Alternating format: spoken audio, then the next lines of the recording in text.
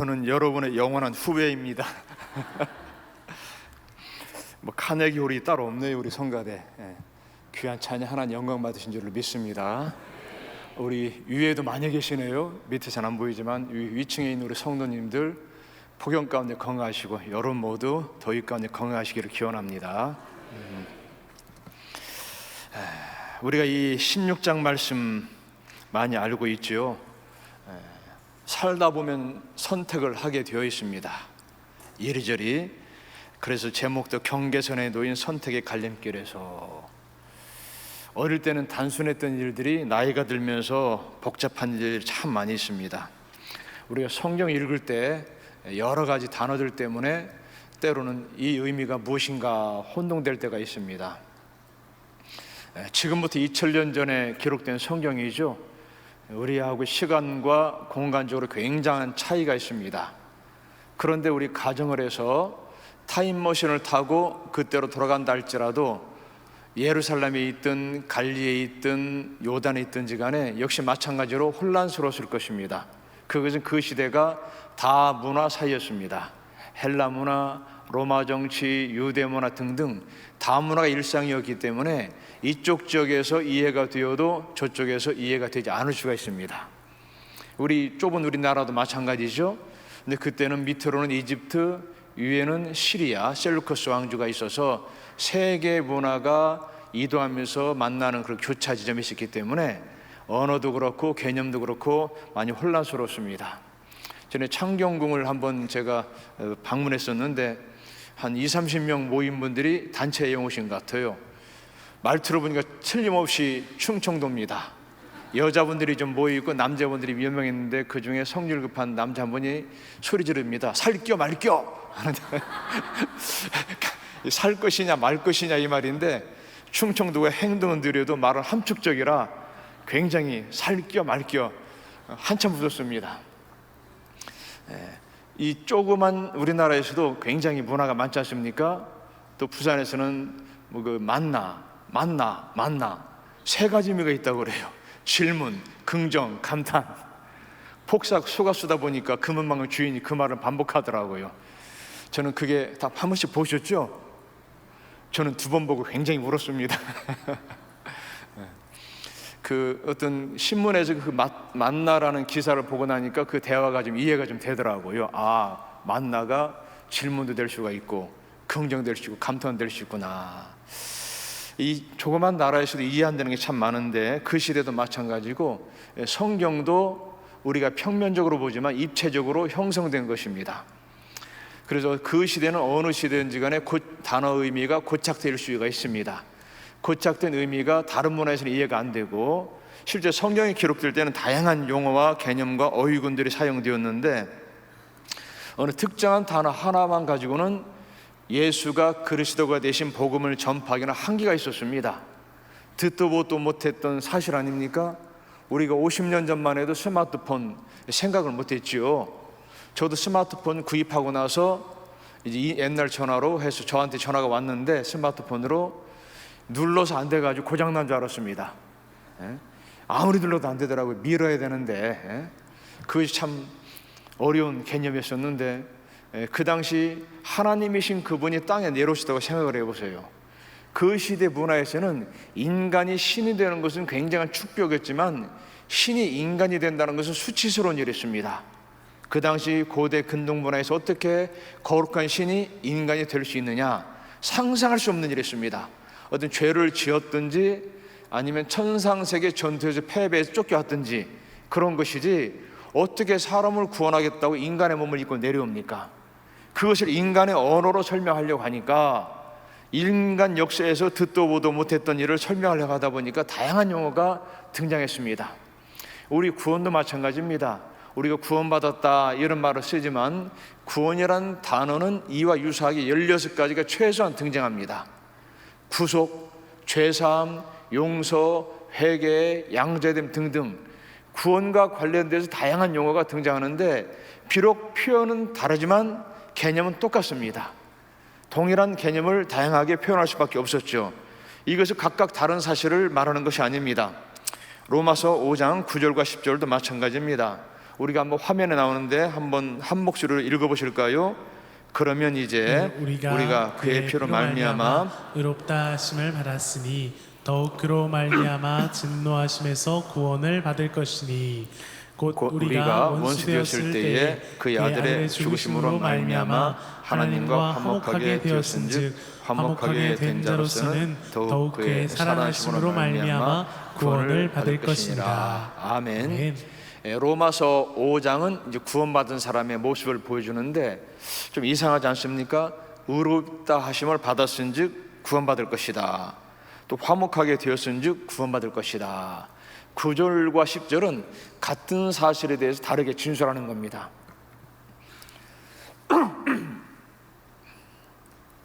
죄송합니다. 상대를 이해시키려고 하다 보니까 우리도 반복해서 다르게 표현할 때가 있죠.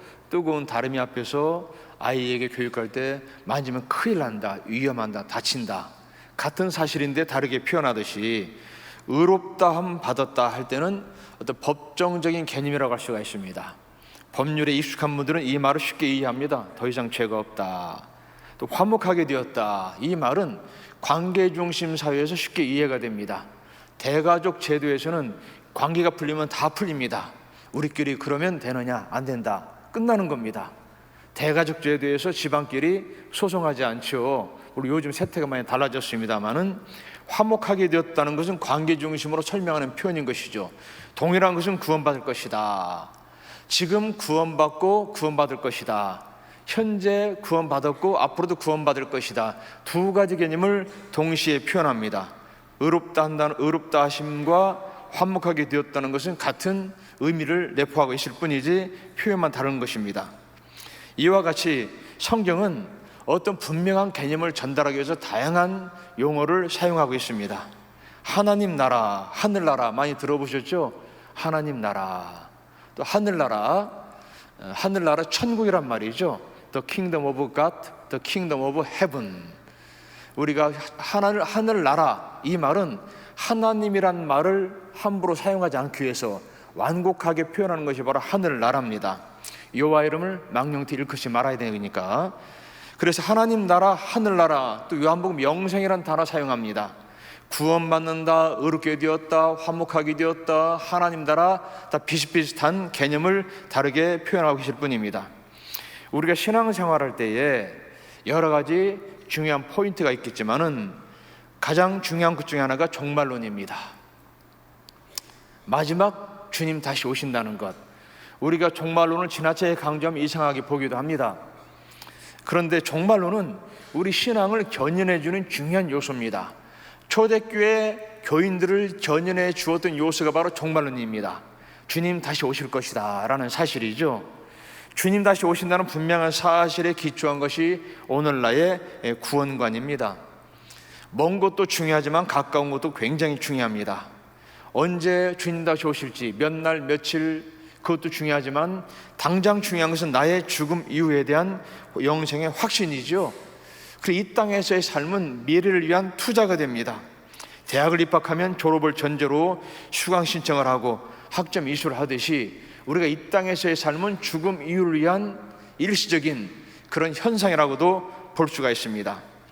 우리가 죽고 나면 분명한 것은 천국과 지옥입니다. 흔히 천당이라는 말을 쓰기도 하죠. 천국과 지옥, 이것은 피할 수가 없습니다. 원색적으로 천국을 말하고 지옥을 말하면 가끔 신학자들은 신학이 짧은 것으로 오해합니다. 여러분, 그렇지 않습니다. 천국과 지옥이라는 단어의 중량감은 굉장합니다. 자석으로 말하면 굉장히 강도가 세죠. 모든 것을 끌어당기는 단어라고 할 수가 있습니다. 죽으면 천국 아니면 지옥일 수밖에 없는 겁니다. 다른 선택의 여지가 없습니다. 우리가 사는 것은 그 경계선상에서 마지막 죽을 때 그 갈림길에 설 수밖에 없습니다. 우리가 지금 여기서 죽음 이후가 굉장히 먼 것처럼 보이지만 사실은 이웃사촌보다 더 가깝습니다. 런던에 그린치 천문대가 있습니다. 가보면은 관광객들이 굉장히 많이 오는데 우리가 극동, 동쪽이라는 것도 그 선을 기준으로 동쪽이라고 하는 것입니다. 한 발은 서쪽에 한 발은 동쪽에 놓고 사진 찍기도 합니다.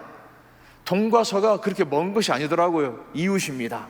죽음도 우리 이웃사촌보다 더 가깝습니다. 등을 돌리면 바로 영원히 가야 할 또 다른 세상이 있습니다. 제가 얼마 전에 제주도 가서 사진을 찍었습니다. 이번에 화면 나오나 모르겠네요. 예, 멋있죠? 제가 잠시 보여주세요. 페이스북 올렸더니만 다들 외국 어디 갔다 왔느냐고, 태국이냐 어디냐. 근데 제주도 서귀포 앞바다입니다. 저 장면이 좀 기억납니까? 유사하게 타이타닉호. 그건 아닌데요. 저 장면을 찍기 위해서 고생 자연스럽게 나온 포즈가 아닙니다. 찍어주시는 분이 다정하게 붙으라 해서 붙기도 하고, 손 올려라, 그러니까 더 올려라 해서 올리기도 하고, 웃어라, 웃는데도 또 웃으라고 하더라고요. 고생 끝에 나온 사진입니다. 그런데 뒷배경은 굉장히 멋있어서 외국처럼 보이지만 7월 8일날 갔다 왔거든. 어떤 공식 모임이 있어서 잠깐 1시간 동안 유람선을 탔습니다. 짧은 시간인데 뒷배경은 굉장히 아름답고 멋있지만 저는 육지를 바라보고 사진산을 바라보고 있습니다. 됐습니다. 이걸 보고 사진을 보면 느끼는 것은, 야, 또 다른 세계가 있다. 내가 보는 세계와 등지고 있는 세상이 다르다라는 것입니다. 죽음 이후도 마찬가지라고 생각이 됩니다. 내가 이 땅을 바라보고 있지만 또 다른 세상이 있습니다. 나는 경계선상에 서 있다. 경계 공간보다도 선에 더 가깝다고 할 수가 있습니다. 저는 살면서 회고해 보면은 이제 인생이 압축적으로 보입니다. 선으로 보이지 않고 두께로 보이더라고요. 가면 갈수록 대학에 들어가서는 이걸 하겠다, 군대 하겠다, 뭐 하겠다 쭉 선을 계획하는데 시간 지나면서도 과거는 압축되어서 밀도 있게 압축되어서 이제는 두께로 보이더라고요. 느끼는 것은 인생은 두께로 쌓아야 되겠다라는 겁니다. 결국 주님 앞에 가기 위해서는 내가 쌓는 벽돌 한 장이 굉장히 중요하구나. 앞을 설계했던 것보다도 지나간 삶이 얼마나 두께로 쌓여있는가, 이것이 주님께 평가받는다는 것을 요즘 많이 생각합니다. 그러면서 두 세계 사이의 경계선인데 머뭇거릴 수가 없습니다. 내가 바라보는 것이 있고 등지고 돌아서면 또 보일 것이 전혀 다르더라고요. 죽음 이후에는 바뀌지 않습니다. 목적지는 천국입니다. 여러분, 천국에서 만나기를 기대합니다. 아무리 가까운 사람이라도 지옥에서 만나면 반갑겠습니까? 아니겠지요. 그래서 마태복음 13장은 천국을 말합니다. 끊임없이 천국은 이와 같으니. 천국 비유가 13장에 모여있는데 그 중에 하나가 밭에 감추인 부하다.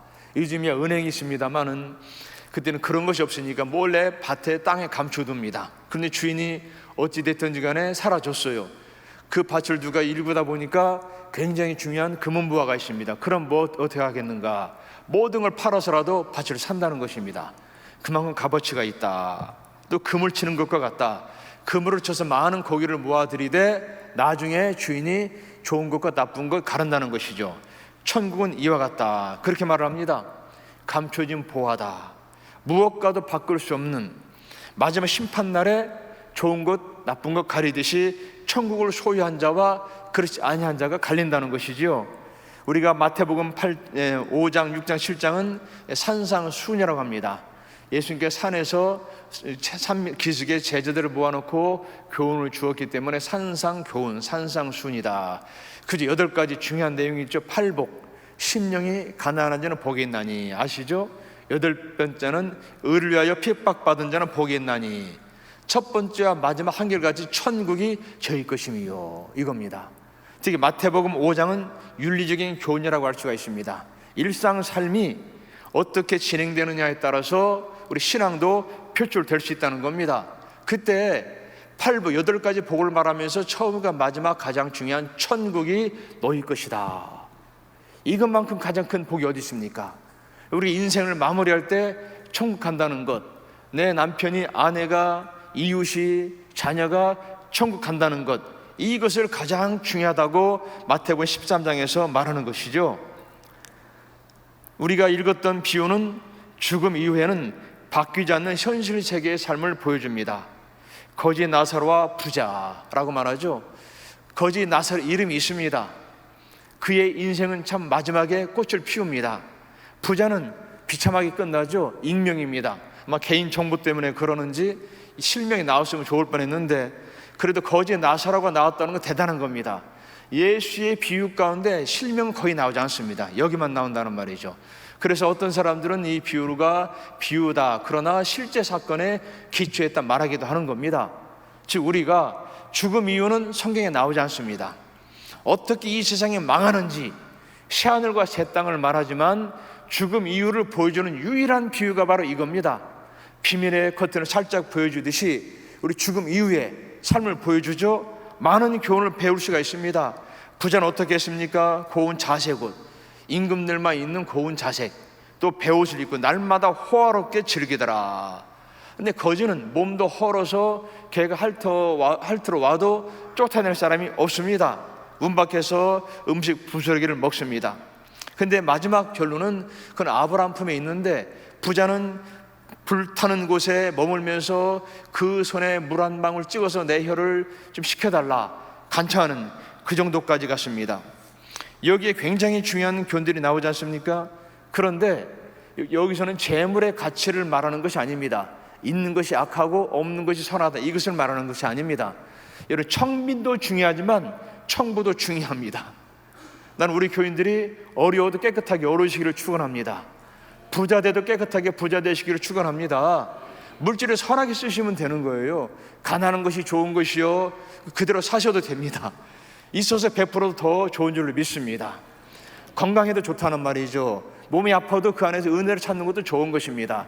주님은 이 땅의 문제를 해결하고 온 것보다도 죽음 이후에 문제를 해결하러 오신 줄을 믿습니다.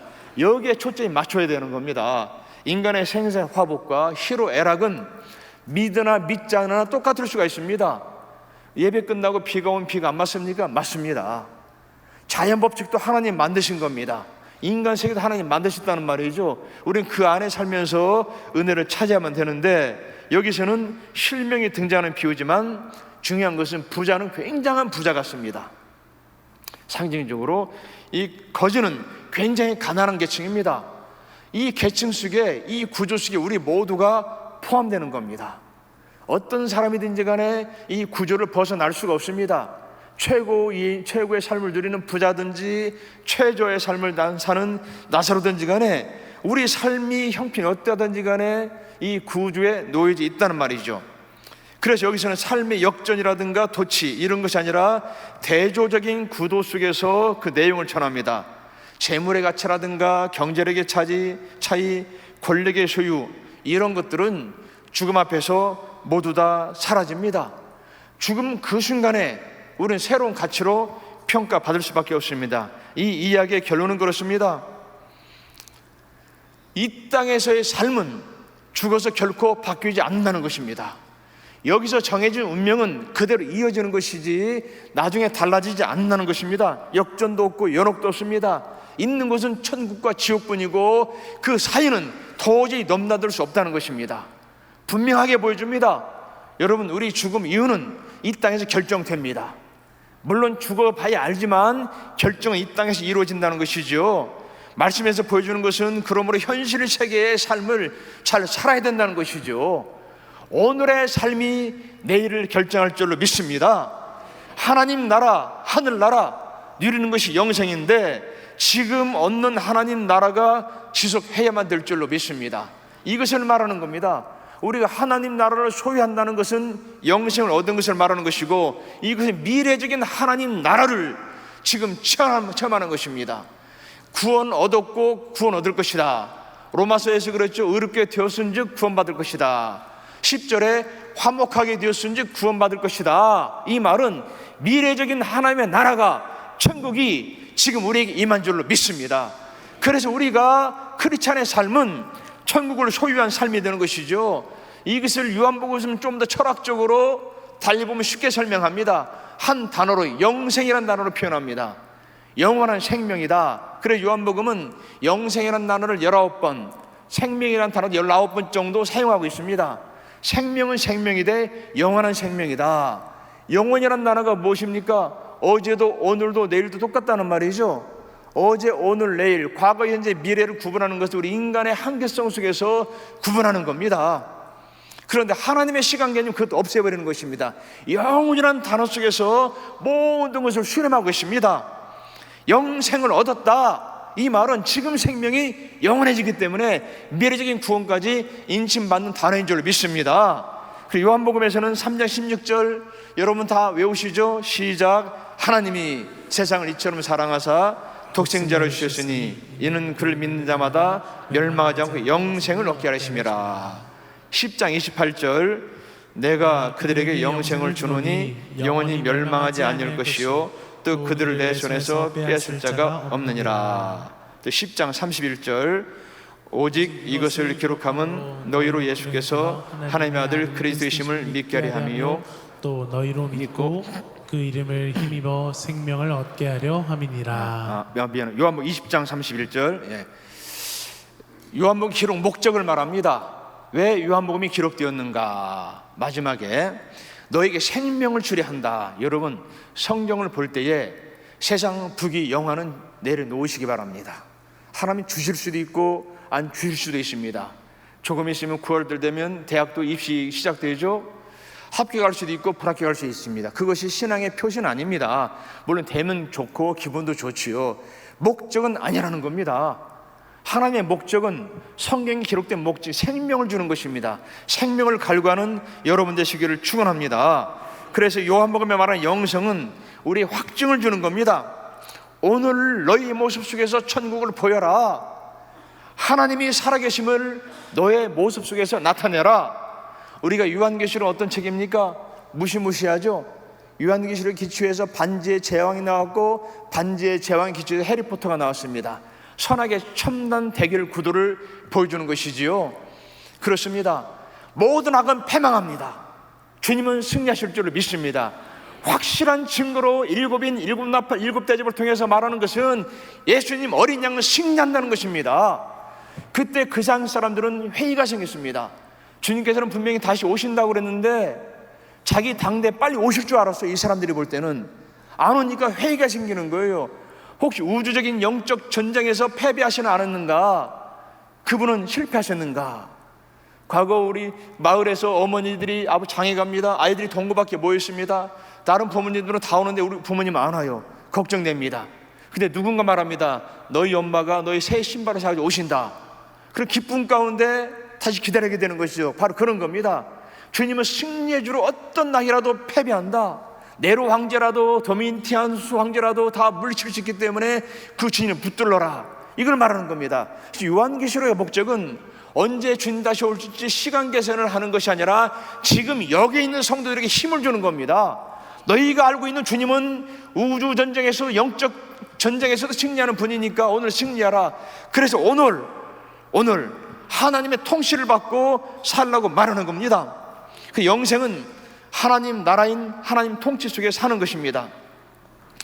마가복음 1장 14절 15절 굉장히 중요한 말씀이 나오죠. 우리 한번 읽어보실까요? 요한이 잡힌 후 예수께서 갈리에 오셔서 하나님의 복음을 전파하여 이르시되 때가 찼고 하나님 나라 가까이 왔으니 회개하고 복음을 믿으라 하시더라. 예수께서 이 땅에서 삶을 시작하시면서 하나님의 복음을 전파하여 제일 처음에 복음 전파합니다. 때가 찼고 하나님 나라 가까이 왔다. 가까이 왔다라는 말은 이미 왔고 올 것입니다. 우리 예배당에 저 위층에 있으나 밑에 있어 와 있는 것이죠. 그걸 말하는 겁니다. 왔고 올 것이니 회개하고 복음을 믿으라. 복음을 믿으라는 말은 복음 안에 있으라는 겁니다. 믿음이 무엇입니까? 복음 안에 있는 것인 줄로 믿습니다. 과거 믿음을 자랑하는 대신에 오늘 믿음을 자랑하는 여러분 되시기를 축원합니다. 내가 옛날에 뭐였다가 아니라 지나간 물은 물레방아로 돌리지 못합니다. 지나간 바람은 풍차를 돌리지 못합니다. 지금 있는 믿음을 보이는 여러분 되시기를 축원합니다. 기독교는 과거를 자랑하는 것이 아니라 오늘 보이면서 미래를 선포하는 것이 기독교 종교입니다. 내가 왕년에 뭘 했든 사회에서 뭘 했든 밖에서는 김씨, 박씨, 김사장, 박사장 하는 간에 교회에서는 형제 자매인 줄로 믿습니다. 형제라는 말 아들 플러스 한 모태에서 나온 사람을 말하는 것이죠. 자매도 마찬가지입니다. 우리가 평가받는 것은 그 사람이 얼마나 복음 안에 생활을 하느냐, 이것을 교회에서 보여주는 여러분 되시기를 축원합니다.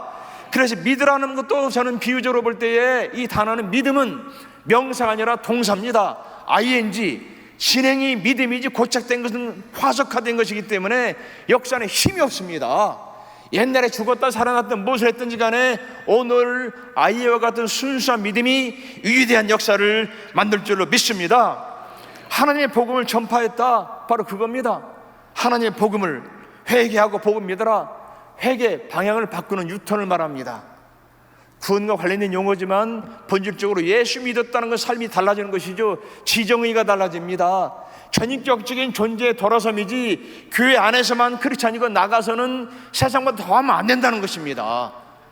이것이 요즘 우리가 비판받는 요인 중에 하나입니다. 예수 믿으면 세상 사람보다 더 윤리적으로 당당해야만 될 줄로 믿습니다. 예수 믿으면 사회 웃는 것보다 더 사회 정의와 공의를 실천해야만 될 줄로 믿습니다. 이것이 신자 아닙니까? 우리가 누구를 두려워합니까? 세상 권력을 두려워하지 말고 영원히 생명을 주시고 죽이시는 하나님 앞에서 우리가 믿음을 세워서 정의를 실현해야만 될 줄로 믿습니다.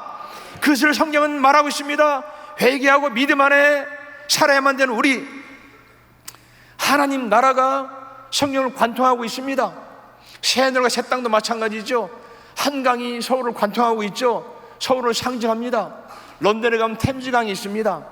런던을 상징하고 미국을 상징합니다. AD 50년경 로마가 영국마저 식민지화 시켰습니다.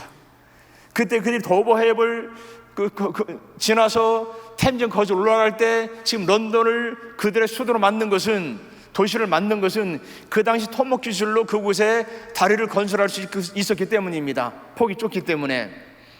런던을 상징합니다. 한강은 우리 서울을 상징합니다.